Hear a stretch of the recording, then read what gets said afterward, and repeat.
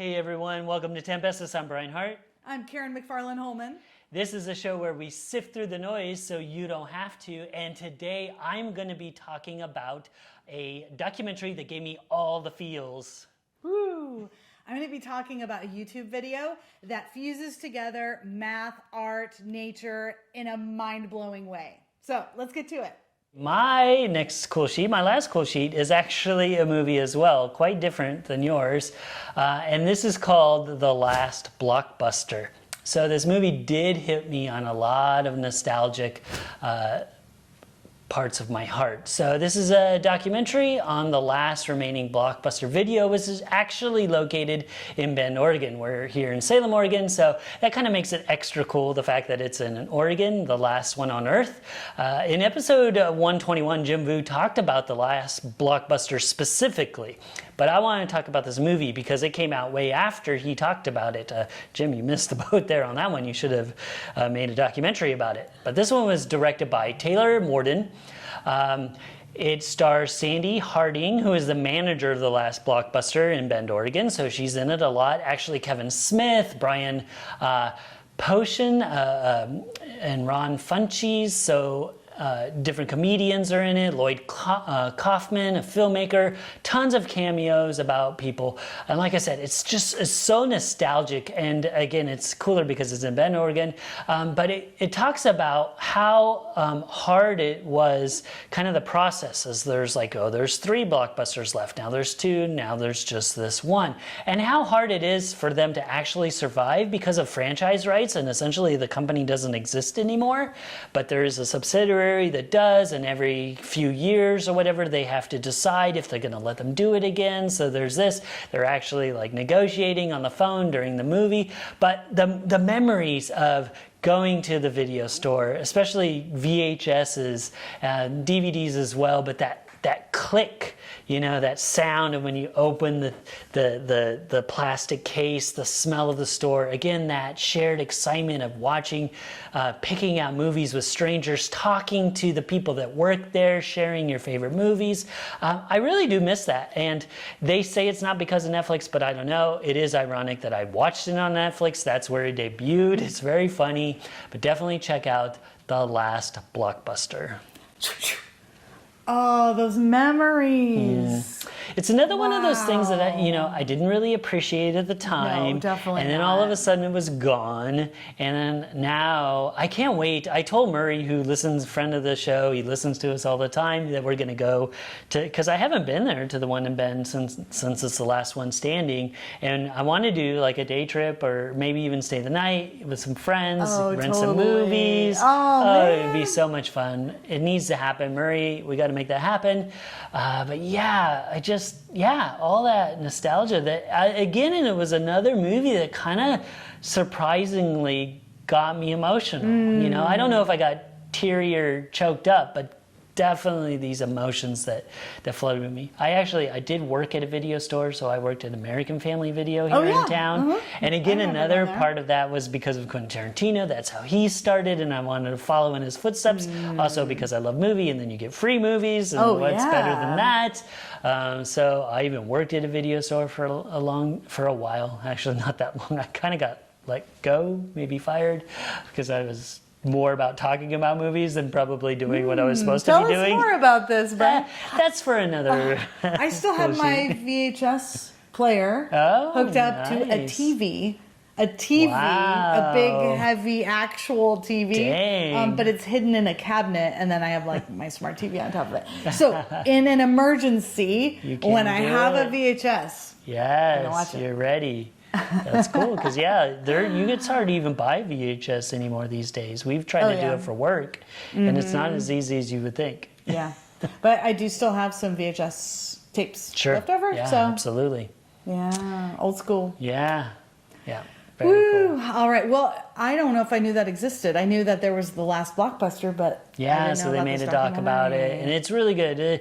It's not like the movie itself, from a critical standpoint, isn't like the best made documentary in the world, but the nostalgia That- puts it over the edge, that and all alone. these people talking about their experience and what it meant to them, and I that part believe it. is definitely worth it. And I keep coming back to it, and I'm like, oh yeah, first of all, I need to go, since it's just people travel around the world though to come see the Last Oh, Blockbuster, cool. which is really cool. It's turned into this like tourist thing. People vlog and put it on YouTube Yeah. and talk about their experience. I bet back it's there. like part of road trips, like a Oh, stop, I'm like sure. Wall Drug and Yeah. Yosemite and Well done, Ben, the last, to Last do that. Blockbuster. Yeah, Cool. Thank you. you're welcome. And that leads me into my last cool sheet. This is a video, it's a YouTube video, and it is about the golden ratio in art and nature. Artist Tess Davidson has a YouTube channel called Davidson Art Online, where she runs a series called Art 101 Art Appreciation. And this particular video I'm going to be talking about is about something called the golden ratio and how mind-blowing it is.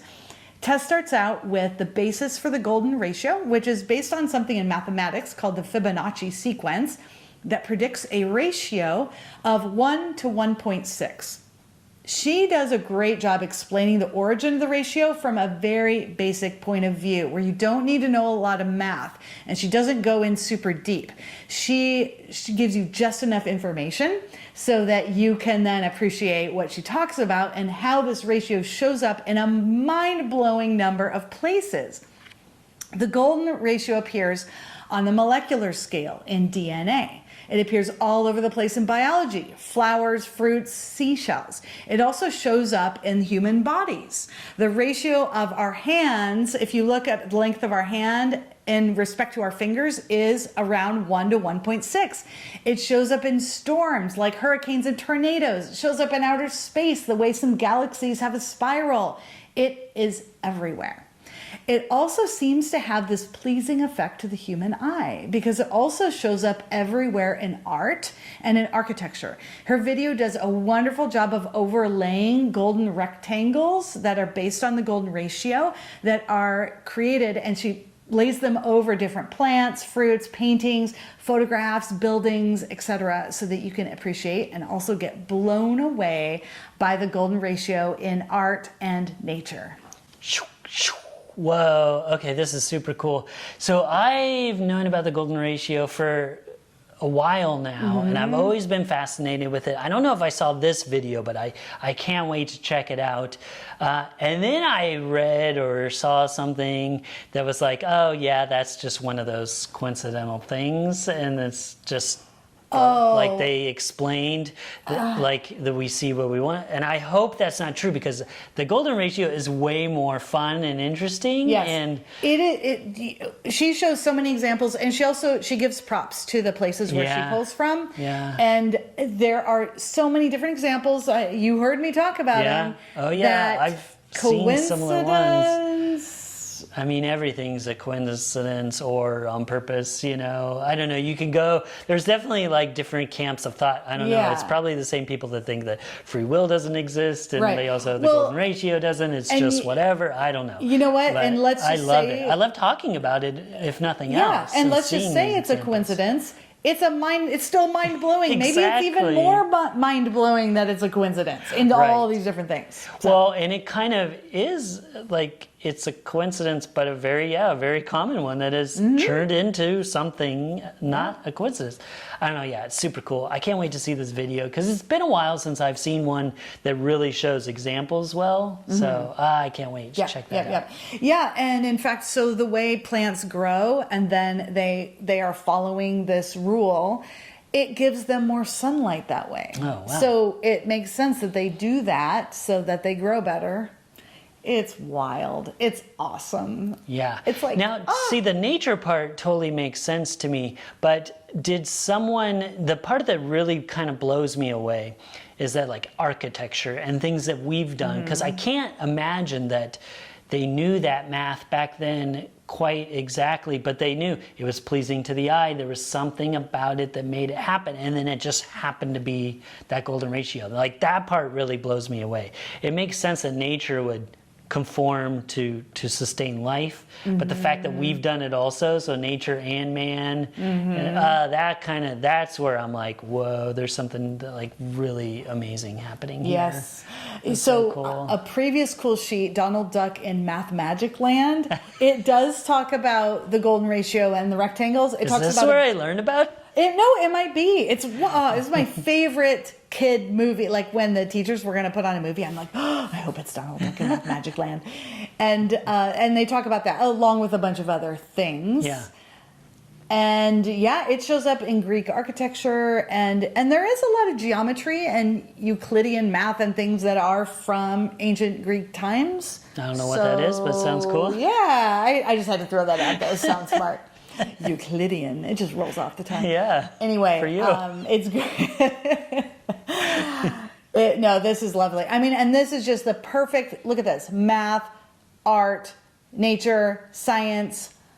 But not too much math, because that was But very not too important to much me. math. Yes. When you said that, I was like, Yes. okay, now I can probably watch this. Yes, because I watched this video and then I watched a bunch of others as well, and they just Maybe had dive a a lot little deeper? more to dive deeper to just okay. get Yeah, I like to that. bolster my background on it. Yeah. And all of them had way more math. So yeah. she I want this one. And I gotta say, I love her. Cool. She's excited. She's excited about math, or not. Well, she's excited about math, but she's excited about art, and she's excited about sharing everything she knows. Yeah, cool. Well, thank you so much for sharing that. You're welcome. All right, and thanks everybody for tuning in, and for all the people watching us on YouTube. Don't forget to subscribe to our podcast, subscribe to our YouTube channel, like us, do all the things, smash that like button. I think that's what the kids say.